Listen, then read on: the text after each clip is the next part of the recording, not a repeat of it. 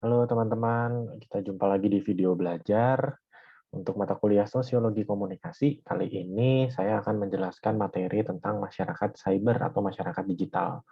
Ini materi untuk pertemuan ke-7, pertemuan sebelum UTS. Jadi setelah ini teman-teman UTS. Ya, saya langsung saja menjelaskan ya. Share screen dulu.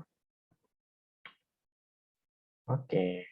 Nah, materi tentang masyarakat cyber atau biasa disebut juga masyarakat digital atau masyarakat dunia maya lah ya, seperti itu. Jadi ini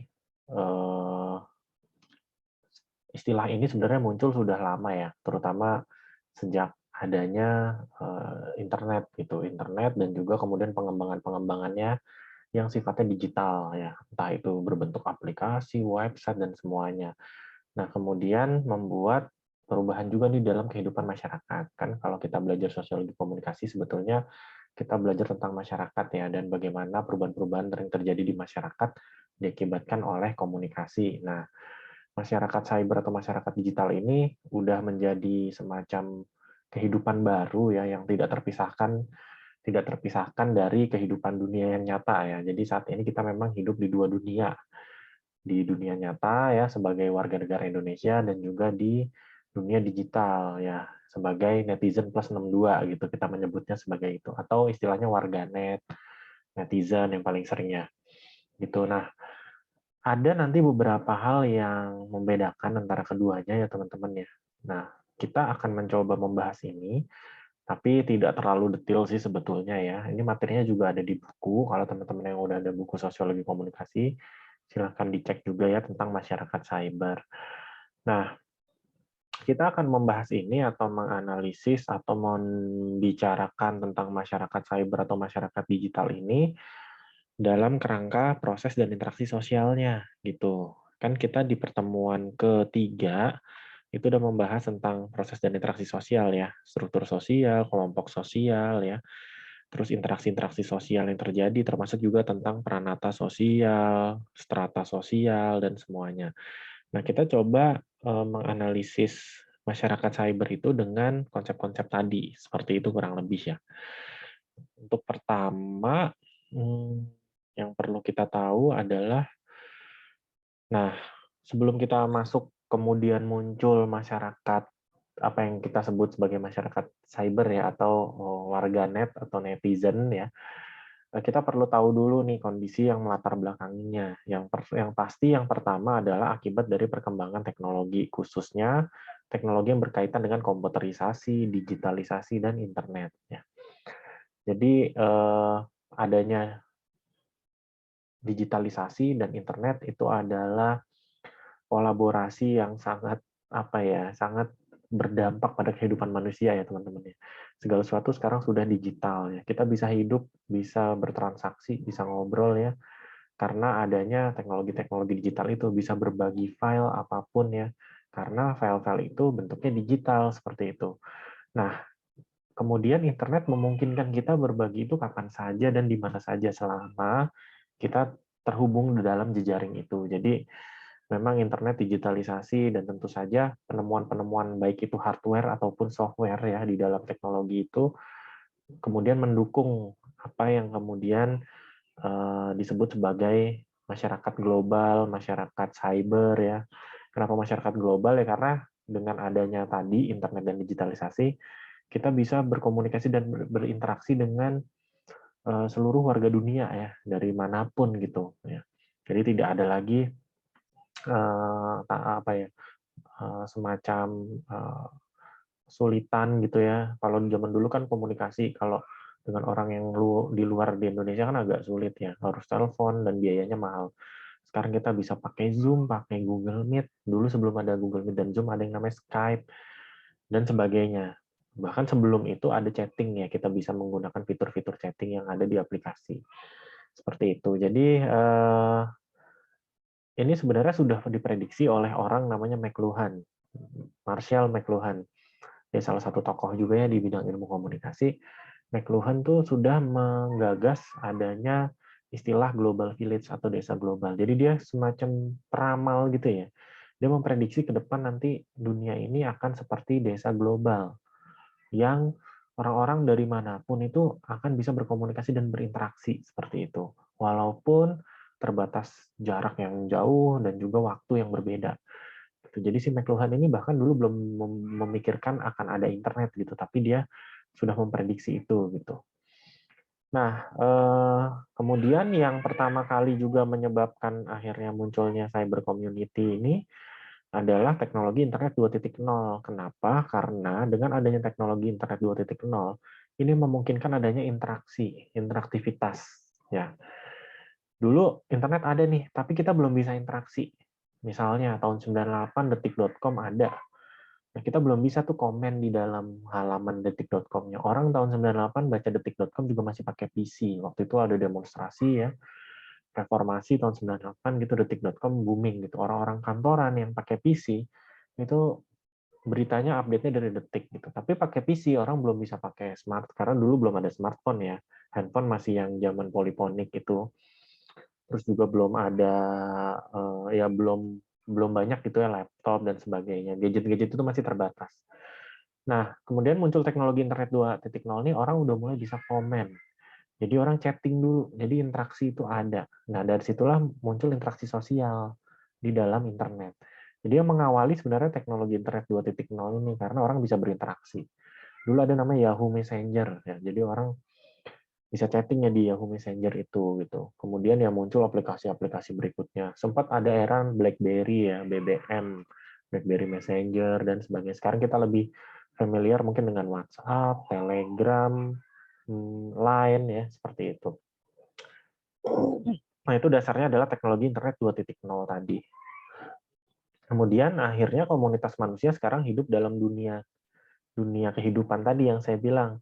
Kehidupan masyarakat nyata ya, kita sehari-hari berinteraksi ketemu orang secara langsung, dan juga kehidupan masyarakat maya atau masyarakat netizen kita menyebutnya, atau warga net ya, yang kita berinteraksi dengan orang tetapi di dalam sebuah jaringan dunia digital, dunia maya. Seperti itu. Dan ini akhirnya mengaburkan batasan ruang dan waktu kalau kita di dalam dunia digital ya. Misalnya kita berkomunikasi dengan, misalnya kita punya saudara yang lagi kuliah di Eropa. Di sana mungkin sore ya, di sini tengah malam. Tapi kita tetap bisa berkomunikasi ya. Meskipun jauh, meskipun ini kita bisa video call, bisa chatting dan sebagainya. Dan menjadi murah biayanya gitu. Nah inilah dampak-dampak, sorry bukan dampak-dampak, alasan-alasan ya gitu, penyebab-penyebab yang kemudian memunculkan adanya masyarakat cyber ini gitu. Nah, sekarang inilah masyarakat maya ya istilahnya, atau masyarakat cyber tadi, atau masyarakat digital ya. Ini menjadi sebuah sisi lain dari kehidupan masyarakat manusia. Nah, ada dua hal. Yang pertama, teknologi dulu. Jadi, bagaimanapun kita tidak bisa mengesampingkan peran teknologi. Ini sangat besar. Nah, teman-teman, kalau teman-teman belajar perkembangan teknologi komunikasi, itu nanti akan belajar sih sebenarnya bagaimana teknologi-teknologi di bidang komunikasi dan informasi itu mempengaruhi hidup orang gitu ya. Nah, kemudian sebagai ciptaan manusia, ini kan kemudian masyarakat ini, teknologi ini kan nyiptain manusia ya. Sehingga masyarakat maya ini memiliki metode kehidupan masyarakat seperti dunia nyata gitu ya. Gitu. Tapi dia coba dikembangkan di dalam dunia maya. Apalagi nanti udah gencar kemarin pemerintah ya menyebut-nyebut istilah metaverse. Nah, itu bahkan akan lebih real lagi karena kita akan hidup di dalam sebuah tempat yang menggunakan semua avatar diri kita gitu ya. Jadi kayak ada diri kita gitu. Kalau selama ini kan kita chatting pakai akun ya, paling cuma foto ya. Kalaupun ya kadang video juga ya untuk menampilkan diri kita seperti itu. Nah, nanti benar-benar avatar itu bisa gerak, orang bisa belanja, bisa bertransaksi, beraktivitas seperti mereka, seperti kita di dunia nyata gitu. Nah, ini nanti akan ke arah situ sih sebetulnya, dan nggak tahu lagi 10 tahun ke depan lagi seperti apa gitu.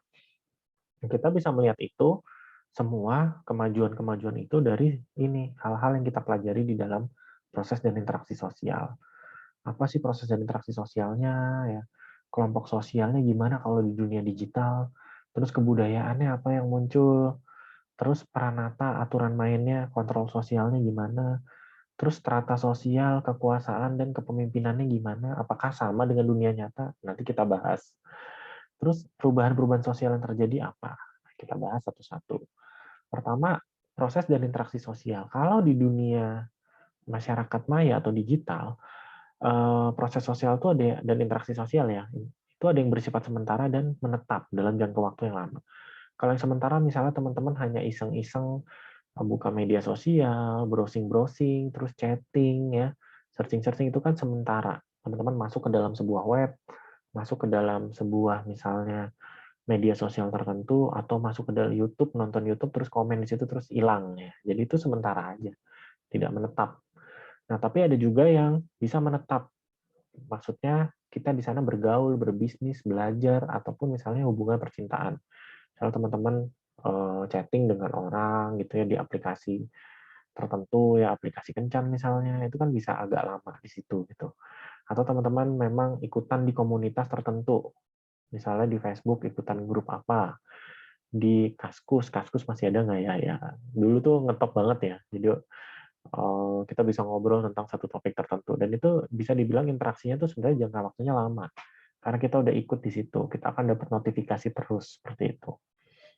Nah, terus banyak yang menjadi penduduk tetap. Istilah penduduk tetap di dalam masyarakat cyber atau digital adalah mereka yang memiliki rumah dalam tanda kutip, yaitu website. Kalau teman-teman bikin website sendiri ya, misalnya siapa www.siapa.com gitu ya. Nah, artinya teman-teman sebenarnya punya rumah di situ gitu, walaupun ya harus bayar apa namanya server ya tiap tahunnya gitu. Tapi sebenarnya yang lebih banyak di dalam masyarakat digital adalah orang yang dalam tanda kutip menyewa rumah. Artinya apa? Artinya kita mau buat akun-akun di dalam website. Misalnya yang punya rumah itu Instagram, Twitter.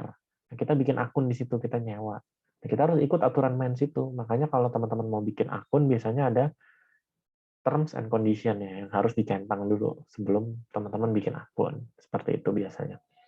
Dimanapun, misalnya e-commerce, teman-teman mau masuk ke dalam Tokopedia, Shopee, ya kan harus bikin akun dulu. Nah, itu sebenarnya semacam menyewa ya. Akun itu adalah menyewa. Yang punya rumah siapa ya? Yang punya web, yang punya Twitter, yang punya Tokopedia, mereka lah yang punya rumah. Dan kita harus ikut aturan main. Kalau kita ibaratnya ngelanggar aturan main, kita kan bisa disuspend, di-kick akunnya, dinonaktifkan, seperti itu. Nah, di dalam masyarakat cyber ini juga ada proses sosial yang sifatnya asosiatif dan disosiatif. Kalau yang asosiatif, itu sifat-sifat yang kooperatif atau kerjasama. Banyak ya orang bekerja sama di dunia digital ya. Misalnya di Twitter membuat thread tertentu, terus kemudian dikomenin, saling membantu sebuah apa gitu, sehingga menjadi trending topik misalnya, kayak gitu. Tapi ada juga yang prosesnya disosiatif. Disosiatif ya persaingan, konflik ya. Apalagi kalau menjelang pemilu ya, teman-teman tahu sendirilah ya, di medsos tuh kan kayaknya bising banget ya. Itu sebenarnya proses disosiatif. Saling ya kadang kelewatan juga ya orang-orangnya, netizen-netizen itu kan. Mungkin karena sifat internet tadi yang anonim ya. Kita bisa bikin akun berapapun, kita bisa menyewa ya dalam tanda kutip itu melalui akun bisa bikin sebanyak mungkin ya. Jadi seringkali kalau saya perhatiin sih fenomenanya orang-orang yang ngasal gitu ngomong ya ngoceh entah itu dimanapun, biasanya akunnya akun-akun anonim ya. Mungkin itu akun alternya bukan akun asli gitu. Sehingga dia bebas aja gitu ngomongnya seperti apa. Nah, proses disosiatif ini sering terjadi juga ya gitu. Misalnya kompetisi atau alasan ekonomi, politik ya. Seperti itu. Nah, ini proses dan interaksi sosial. Lalu bagaimana dengan kelompok sosial? Eh, terjadi juga kelompok sosial ya teman-teman ya melalui grup-grup ya. Misalnya teman-teman ikutan komunitas tertentu di dalam dunia digital. Itu adalah kelompok sosial yang ada di masyarakat cyber ini gitu. Umumnya dilakukan oleh masyarakat penyewa tadi, akun-akun ya, kita yang hanya numpang di website itu ya. Nah, sifatnya biasanya free, members, dan juga ada yang crowd sistemnya ya, yaitu berkerumun dalam jaringan tertentu dan saling berinteraksi. Dan ini udah banyak sekarang pengembangannya ya. Teman-teman mungkin pernah dengar ada space ya, jadi orang mengundang untuk mendiskusikan satu hal tertentu menggunakan space. Atau misalnya teman-teman ya hanya ikutan apa tertentu ya, komunitas tertentu yang ada di media sosial. Jadi itu adalah kelompok-kelompok sosial yang terbentuk di masyarakat cyber atau masyarakat maya. Bahkan sekarang funding, donasi itu juga menggunakan kelompok sosial ya. Misalnya kitabisa.com itu kan crowdfunding ya sistemnya. Jadi mengumpulkan orang untuk berdonasi seperti itu. Dan banyak lagi. Jadi kelompok sosial ini banyak banget terbentuk di dunia digital. Bahkan macam-macam ya, teman-teman mau nyari kelompok sosial yang mungkin latar belakang LGBT, latar belakang keagamaan tertentu, itu ada semua. Atau semuanya sepele hobi-hobi tertentu ya, itu juga ada. Jadi macam-macam kelompok sosial ini. Di Indonesia dulu ada Kaskus ya yang sempat ngetop ya. Saya nggak tahu sih, saya nggak ngikutin lagi sekarang apakah masih ada apa enggak. Atau misalnya grup di Facebook, di Line ya, itu juga bisa jadi kelompok sosial yang ada di masyarakat digital. Nah, kajian tentang kelompok sosial ini di dalam ilmu komunikasi bisa kita teliti menggunakan apa yang namanya disebut sebagai analisis jaringan komunikasi. Itu ada, tapi ini sifatnya penelitian ya nanti untuk pengetahuan teman-teman aja gitu. Nah, kemudian bagaimana kebudayaannya gitu. Nah, ini sekarang ini sih konsep kebudayaan yang ada di materi proses dan interaksi sosial ya. Dicoba kita analisis di dalam masyarakat maya atau masyarakat cyber. Pertama, dalam kebudayaan itu pasti ada peralatan dan perlengkapan hidup. Di dalam masyarakat digital, hardware, software, dan akses internet itu menjadi hal yang penting. Itu harus ada dulu. Ya, ibaratnya kalau petani harus punya cangkul. Kita mau jadi masyarakat digital ya harus punya smartphone lah minimal, harus punya laptop, harus punya gadget. Selain itu harus punya apa lagi? Punya software-softwarenya ya, punya akses internet. Kalau enggak sama aja kita nggak bisa masuk ke dalam masyarakat itu gitu. Jadi itu peralatan dan perlengkapan yang utamanya dulu gitu. Kalau kita mau masuk ke dalam masyarakat itu.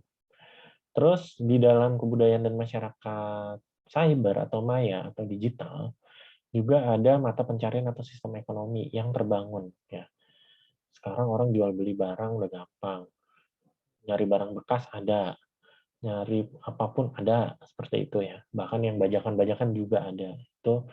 Itulah sistem ekonomi yang terbentuk. Ya pasti kulturnya beda-beda. Kita nggak bisa tawar-menawar karena harganya udah pas ya. Kalau di pasar kita belanja langsung kan masih bisa nawar-nawar ya gitu. Itu contohnya perbedaannya. Terus sistem kemasyarakatannya juga itu ditentukan oleh si orang yang punya website. Mau gimana nih aturan mainnya? Kan kita harus ngikut. Misalnya orang banyak ya kejadian akun Twitternya disuspend karena misalnya kontennya dianggap tidak baik atau banyak yang report. Nah, itu kan salah satu sistem kemasyarakatan yang dibentuk. Jadi kalau kita mau ikutan misalnya di dalam media sosial tertentu atau di dalam kelompok sosial tertentu ya harus ikut aturan main itu gitu. Itu masuk ke dalam sistem kemasyarakatan. Lalu bahasa. Bahasa sih sebenarnya yang dominan masih Inggris ya kalau di luar Indonesia. Misalnya kita mau berkomunikasi dengan orang-orang di luar sana ya. Dan banyaknya fenomenanya ya, ingat fenomena Vicky Naki ya. Dia bisa berkomunikasi dengan orang manapun gitu dengan menggunakan berbagai bahasa. Walaupun utamanya tetap Inggris karena secara global bahasa Inggris yang mudah dipahami. Jadi ini juga tergantung wilayah atau negara ya. Kalau kita jarang berkomunikasi dengan orang luar ya cukup pakai ini aja bahasa Indonesia. Terus selalu memunculkan ada istilah-istilah tertentu ya, netizen, haters, belum lagi istilah-istilah. Kalau di Twitter tuh lucu-lucu ya. Kalau GAN itu kan istilah dijual beli biasanya ya, agan gitu, gimana GAN gitu. Di Twitter tuh kadang Hyung, Sender, Nder gitu-gitu ya. Itu aneh-aneh lah pokoknya. Saya juga bingung kadang ya. Terus di dalam masyarakat maya juga ada karya komunitas. Nah, biasanya karya-karya seni ya.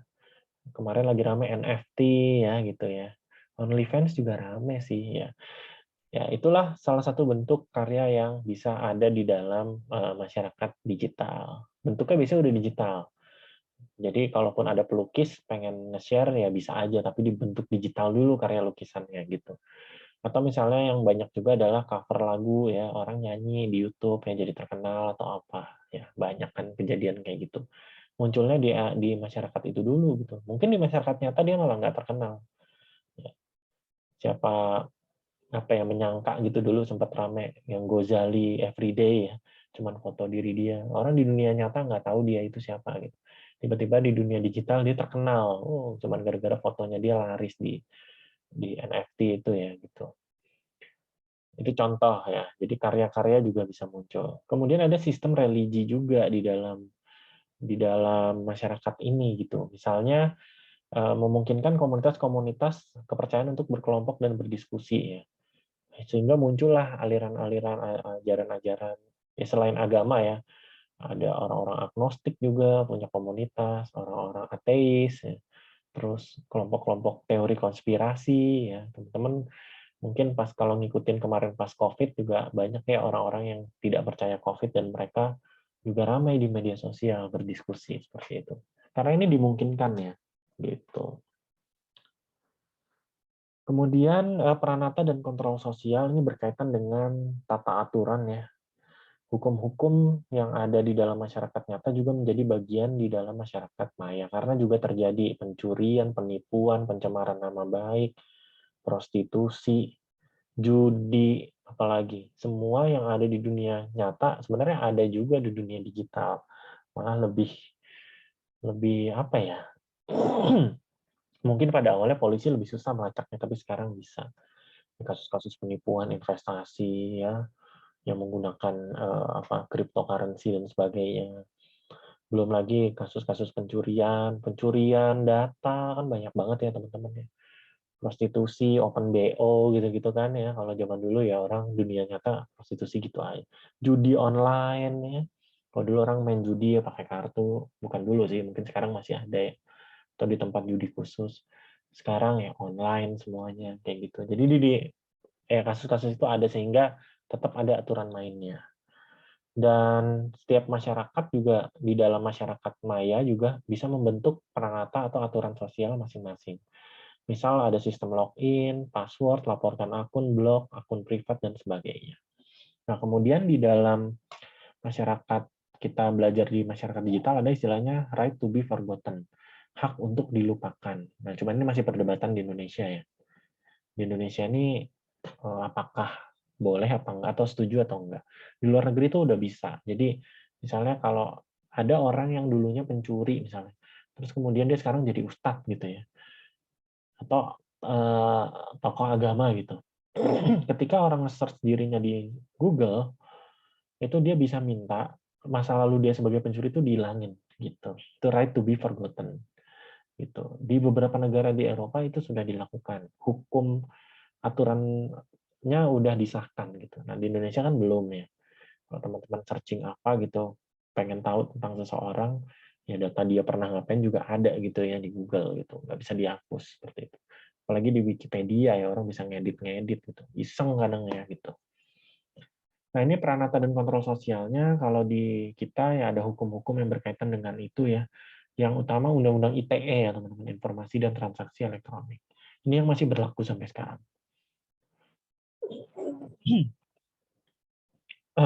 Nah, ini strata sosial, ini menarik juga. Terus kekuasaan dan juga jaringan atau kepemimpinan masyarakatnya gimana. Kalau di dunia atau masyarakat cyber, strata atau kelas sosial itu bukan lagi berdasarkan seperti yang di dunia nyata. Kalau dunia nyata kan jelas ya, berdasarkan ekonomi, pendidikan, dan sebagainya. Di masyarakat ini sekarang berdasarkan jumlah followers, subscriber, pertemanan ya. Jadi orang akan lebih dipandang, dilihat dari followersnya banyak nggak, temennya banyak nggak. Seperti itu. Walaupun sekarang fenomenanya konten-kontennya juga dilihat sih ya. Apalagi sejak era Crazy Rich itu ya orang jadi pamer kekayaan kan. Ya walaupun akhirnya kalau di dunia digital orang nggak sepenuhnya melihat itu ya. Apalagi banyak kasus ternyata oh dia nipu gitu, investasi bodong misalnya atau apa gitu. Jadi yang lebih banyak dilihat ya follower, subscriber sehingga dia ada istilah kemudian selebgram ya atau apa, selebtok ya, seleb TikTok gitu, kayak gitu-gitu ya. Gitu. Karena mereka memiliki pengikut yang banyak. Sehingga beda tuh nanti dilihat orangnya seperti itu. Kekuasaan juga dimiliki oleh pemilik website, aplikasi atau provider. Udah jelas ya kalau kita aneh-aneh gitu misalnya di Twitter atau Instagram kita bisa disuspend, akun kita dinonaktifkan karena mereka punya kekuasaan. Karena mereka yang punya website-nya, punya rumahnya. Ya. Terus biasanya setiap jaringan memiliki pemimpin dan bersifat dinamis. Siapapun bisa menjadi pemimpin dalam kelompok sosial. Kalau di masyarakat cyber gitu ya, pemimpin bisa dinamis. Bahkan kalau si pemimpin tiba-tiba kena fitnah deng, trending terus dia jatuh, bisa langsung down, langsung jatuh gitu. Orang orang melupakan dia gitu. Sangat cepat kalau di dunia digital. Tiba-tiba dia kena kasus apa gitu ya. Terus jadi rame, jadi viral, ya udah nggak jadi pemimpin lagi. Padahal tadinya dia mungkin banyak pengikutnya karena dianggap konten-kontennya bagus, kita ngikutin, tiba-tiba jatuh kena kasus apa. Udah selesai. Cepet ya kalau di dunia digital.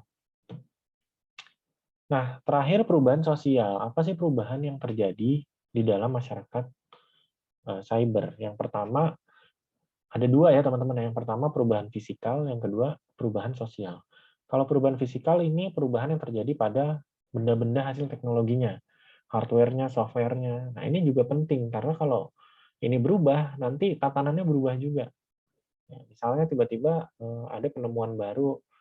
Dulu misalnya orang di media sosial itu cuma bisa chatting atau share foto atau share video. Terus kemudian ada teknologinya berubah. Sekarang orang bisa pakai fitur story. Akhirnya berubah lagi tuh. Jadi itu bisa menyebabkan perubahan sosial juga gitu. Dulu orang nggak bisa nge-share file dalam jumlah tertentu gitu. Sekarang udah bisa. Jadi nggak perlu email lagi misalnya. Cukup di-share di WhatsApp, di Telegram, dimanapun. Gitu. Itu kan sebenarnya awalnya perubahan dari hardware-hardware teknologinya. Teknologinya sekarang memungkinkan orang untuk apa gitu misalnya. Nah, sehingga apa? Nah, ini berpengaruh ke perubahan yang kedua, yaitu perubahan sosial. Nah, perubahan sosial ini adalah perubahan realitas sosial masyarakat. Perubahan cara berinteraksi, cara mendapat informasi. Sekarang tuh ada sistem algoritma ya. Jadi kita dibaca perilakunya, kita sering ngapain di media itu, nanti kita akan diterpa iklan, apa, segala macam. Termasuk misalnya kita sering lihat apa di YouTube, sering searching apa di Google, itu nanti langsung dibaca semua perilakunya. Nah, itu adalah akibat dari perubahan teknologi juga ya. Gitu. Terus perubahan sosial yang terjadi di dalam masyarakat cyber juga berkaitan dengan masalah sosial. Misalnya seperti pelanggaran norma susila, ya kasus-kasus prostitusi, cybercrime ya kriminalitas di ruang digital, termasuk munculnya jaringan terorisme dan sebagainya. Itu kan perubahan-perubahan sosial yang kemudian muncul di masyarakat digital. Seperti itu. Jadi perubahan sosial tidak harus selalu positif, tapi bisa juga negatif. Dan tidak selalu negatif juga, bisa positif juga. Misalnya teknologi-teknologi itu membantu kita untuk lebih memudahkan kita misalnya belajar kayak gini ya dengan adanya Zoom, tapi di lain sisi itu juga bisa digunakan untuk atau bisa berdampak negatif. Jadi balik lagi tergantung penggunanya. Teman-teman lebih mempercayai teknologi ini untuk kemajuan kehidupan atau tidak gitu, balik lagi tergantung kita masing-masing menggunakannya. Oke, itu saja. Lumayan ya. Kayak mudah-mudahan teman-teman bisa memahami. Setelah ini silakan mempersiapkan diri untuk UTS materinya, materi dari pertemuan pertama ya sampai materi ini, masyarakat cyber atau masyarakat digital.